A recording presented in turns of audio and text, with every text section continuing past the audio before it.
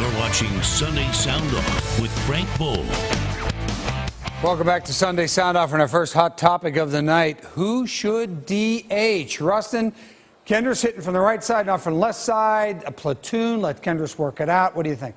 Yeah, so the best option for the Royals would be Kendrick Morales to start hitting. Obviously, they can't control that. Here's where the injuries hurt, though. If Alex Gordon and Mike Moustakas were healthy, then you have two guys from the left side. Maybe you can mix in Whit Merrifield into left field, third base, DH those guys a little bit. You don't really have that option now with those guys out. Kendrick Morales hitting from the right side. You have a guy like Brett Eibner, but he also hits from the right side.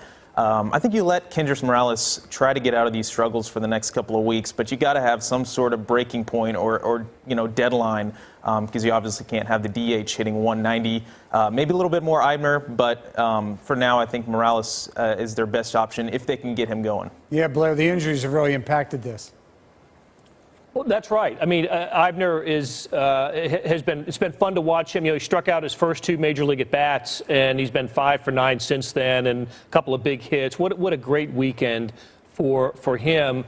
But Morales, to me, is their only option right now. You look at the depth chart of the Royals. You go down designated hitter, it's Morales, Eibner, and then position player who isn't playing his position that day.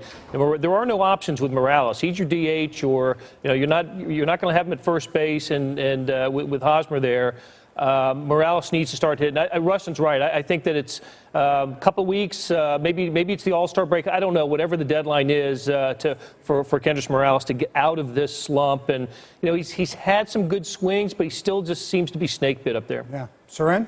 Well, I mean, I agree with what everyone said. I mean, the guy's batting $185. He did draw a couple of walks. Why, I don't know. Why are you walking a guy who's not hitting is apparently a phenomenon unique only to the Chicago White Sox. But, look, I think he's the guy you got to wait on. He's got power. He's had power. He shouldn't fall off a cliff this fast after the season he had last year. But I will say this. If he doesn't come around, at some point, I think Rustin's right, you're going to have to pull the plug. Is it 2 weeks? Is it the All-Star break? Is it the deadline?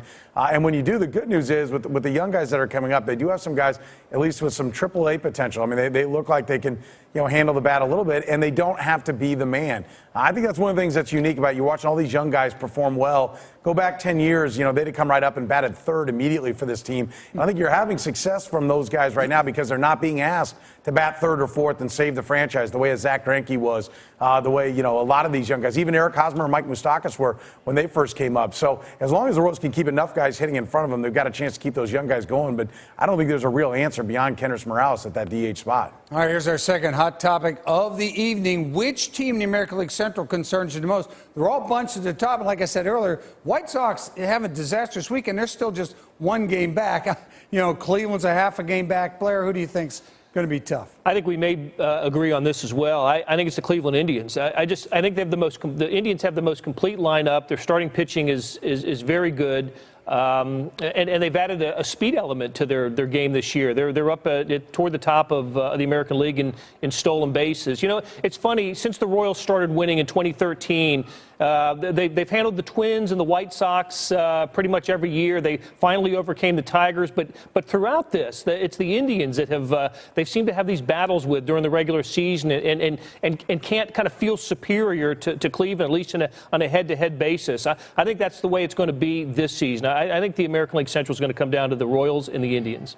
Soren, who's the threat? Well, the White Sox, I think, are a better team than people may have thought coming into the year. They showed that early on, and they were red hot, except Brian McCray told me when they were at the biggest lead, don't worry about the White Sox. They're not for real. They'll fall apart. So if BMAC says that, then I'll go ahead and push them to the side. The club that I've been touting, just like Blair said, for the last couple of years, is the Cleveland Indians, and they're great starting pitching. I think they've done a better job of building a little bit better defense behind that starting pitching, but they're the one team that can really rattle you off and take it all the way to the 7th or 8th inning consistently with those power arms. So I think Cleveland's the one you look over your shoulder at if you're the Royals, but the Royals should feel like they're the team to beat. Now, these injuries change things a little bit, but they're playing a very confident brand of baseball right now, so they should feel like they're the team to beat. But Cleveland's the one that I think gives you the most reason to pause. Rustin, do you agree?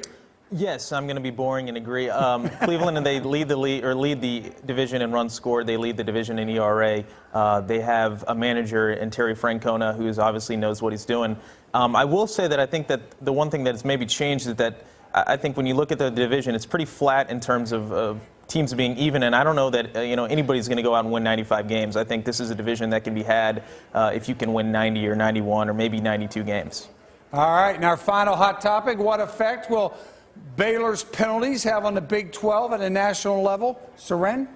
Well, I think it takes out one of the major players for the national championship. I think it's a big effect that it has. And we've already seen it, if you're someone like me that has all these little alerts on your phone. Yesterday, it was like a pinball machine with all these players decommitting from Baylor and opening up their recruiting again. And so that's a lot of talent being sent elsewhere. Bob Stoops is maybe kind of under fire for not being able to get quite back over the hump and win a national championship. He picks up a couple of more players. All of a sudden, he's back in the driver's seat. Is a couple more players going to Texas what gets Charlie Strong over the hump? Is it what keeps things going for Bill Snyder at K-State? Does it get Oklahoma State over the hump? I think it's big. And then the SEC schools get a chance to get after the Texas kids. So, look, I think Baylor's definitely going to take a step back. And when one of the big players takes a step back, a team that's been knocking on the door of that national championship, that opens the door for somebody else. And so I think this will be big, and I think it's something that's going to be felt for at least 5 years, if not 7, 8, 9, 10 years at Baylor if they're ever able to come back. Look, 4 10-win seasons for Art Briles is what he's had. They had 1 previous to him. Now they have more games now. That stat's a little bit loaded, but this is a major shift in college football when this happens. Yeah, Rustin, you covered the Big 12 for a long time. What are your thoughts?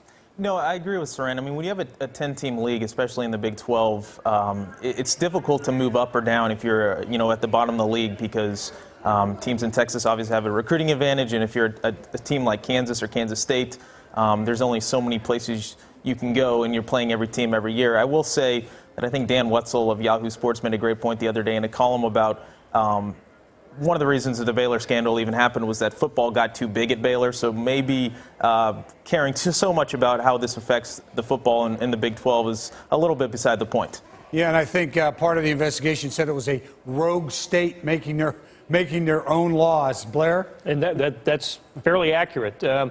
In say the last quarter century, when programs have had catastrophic problems, not just going on probation, but having major issues like Miami or Penn State or Colorado back in the day, all of those programs took a step back. Now Miami recovered to some extent, and Penn State I think will recover, but there is a period of a kind of rebuild and regrouping, and I think that's going to happen at Baylor. Baylor has become, they've won 2 Big 12 championships in the last 3 years. It has become a major player in the Big 12.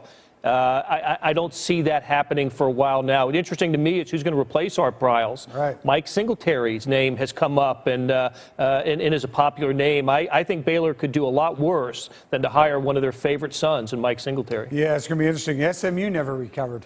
No, you're right. Purposes, you're yeah. right. All right, up next, we're going to get some final thoughts from the panel. It'll be